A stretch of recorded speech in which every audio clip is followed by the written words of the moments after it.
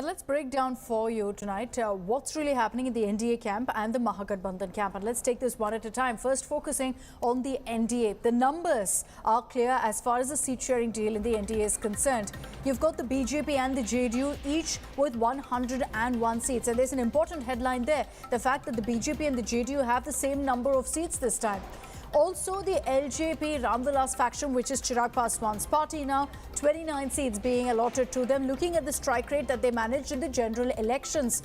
The others, HAM, RLM, have 6 seats each. It was over this too that there was quite a bit of back and forth with the likes of Kushwaha as well as Manji objecting to why Chirag Paswan has way more seats than they do.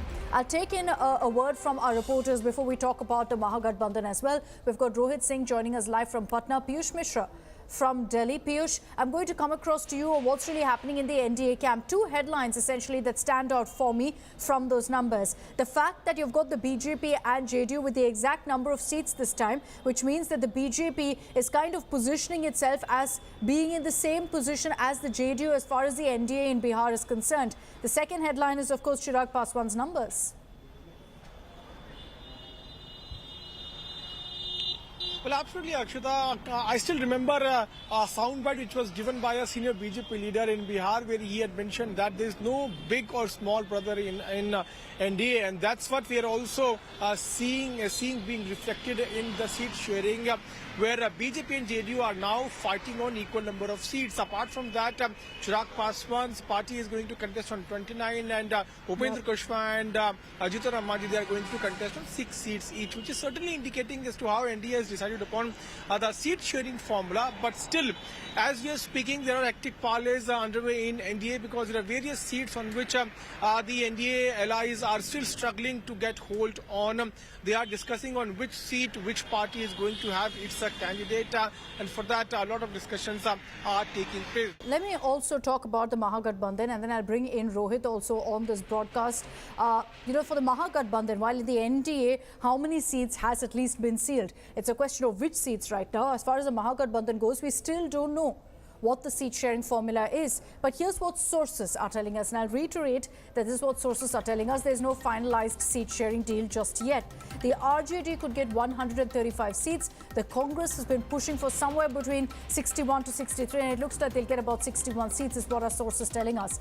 Mukesh Sahni, who's been in fact lobbying hard at the expense of even making a few enemies within this alliance, could get about 16 seats. As far as the left goes, that's a CPIML, CPI, CPM, 29 to 31. Remember, the CPIML had even released a first list and then went ahead and withdrew that list after it was very clear that the Mahagathbandhan hasn't come out with a deal yet. The other issue is about the CM face. Tejaswi Yadav very clearly being portrayed. The Congress, though, hasn't really backed that formula just yet. The other bone of contention is that there's no deputy CM announcement, and unlikely that there will be. So I'll bring in Rohit Singh on that as well. Rohit, time is running out, for the Mahagathbandhan. We're seeing about 48 hours to go for, in fact, the nominations to be filed for the first phase. So the Mahagathbandhan will have to get their act together. What really is the biggest issue they're facing in coming out with a number with the seat sharing deal itself?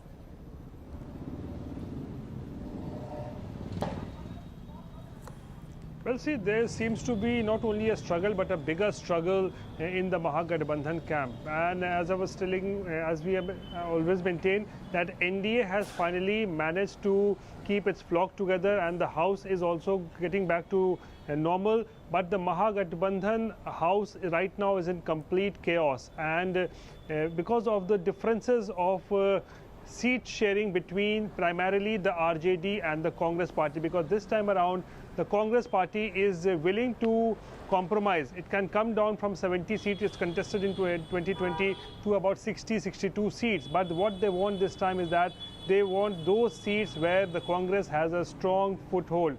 And those are the seats which the RJD basically is not in a mood to give.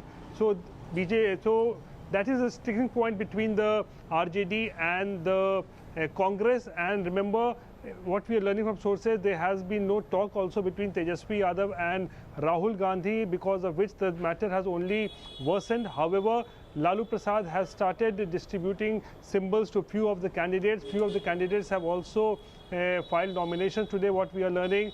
And also CPIML today came out with a list of 18 candidates, but it had to withdraw it after there was some pressure from the alliance partners that when there has been no formal announcement on seat sharing, how can you declare your own candidate? So there is a huge chaos going on in the Mahagathbandhan. And another important personality in the Mahagathbandhan is Mukesh Sahni, who wants that there should be an official declaration, not only a seat sharing, but also a declaration that he will be made the deputy CM.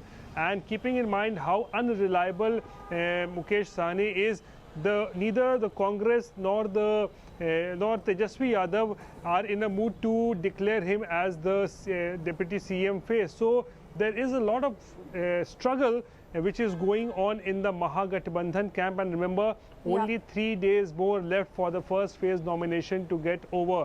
And still no formal seat sharing agreement out, no formal seat distribution list out. That's a big trouble for the Mahagathbandhan at the moment. Rohit, just 2 quick points. My follow-up question. One, you'd think, looking at the timeline that you mentioned, that the Mahagathbandhan by now would have pressed the panic button.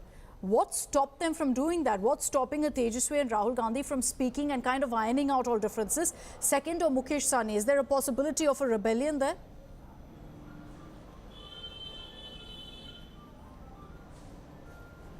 Well, that's the basic question as to why there is no talks happening between Rahul Gandhi and Tejaswi Yadav. Remember Voter Adhikar Yatra just about a month back, where there was so much friendliness being shown, the bonhomie that was witnessed between Tejaswi Yadav and Rahul Gandhi.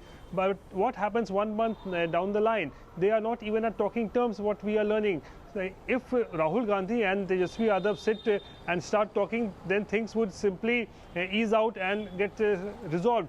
But I think it is not happening at this point of time. So tonight, I think is something big is going to happen.